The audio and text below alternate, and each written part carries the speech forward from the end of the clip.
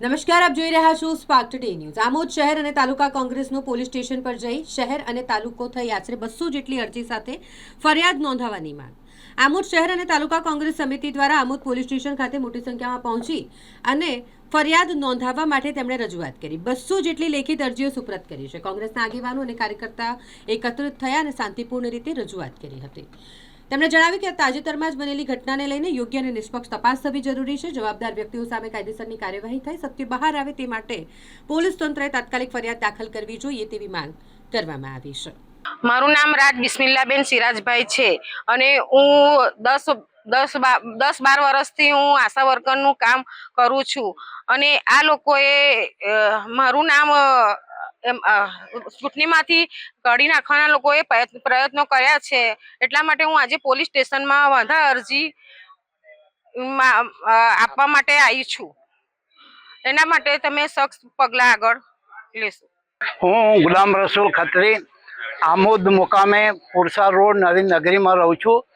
અમારા બોર્ડના સદસ્ય શ્રી બીજલભાઈ ભરવાડે ઈરાદાપૂર્વક મારું નામ કમી કરવા માટે 7 નંબરનો ફોર્મ ભરેલું છે। અત્યારે હાલમાં જે એસઆઈની જે કામગીરી થઈ એની વહીવટી તંત્રએ બહુ સારું એવું કામ કર્યું છે।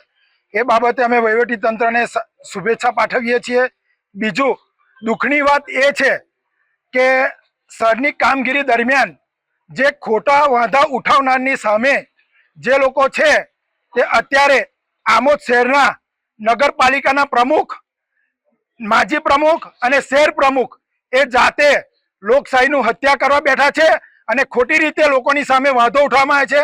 તેમજ આમોદ તાલુકામાં સુઠોદરા ગામે જે લોકોએ વાંધો ઉઠાવ્યો છે એમની સામે આજ રોજ અમે પોલીસ સ્ટેશનમાં એફઆઈઆર કરવા માટે અહીંયા હાજર થયા હતા અને એફઆઈઆરની અરજીની કોપી અમે સુપ્રત કરી છે પીઆઈ સાહેબને।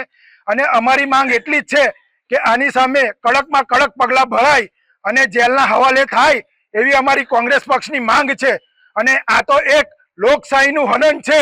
આ રીતે જો ભાજપ સરકાર જીતતી હોય તો પછી ચૂંટણીઓ કાઢી કાઢો, કોઈ વહીવટી તંત્રની જરૂર નથી અને એમને રાજાશાહી લાવી દો ને અંગ્રેજો શાહી લાવી દો।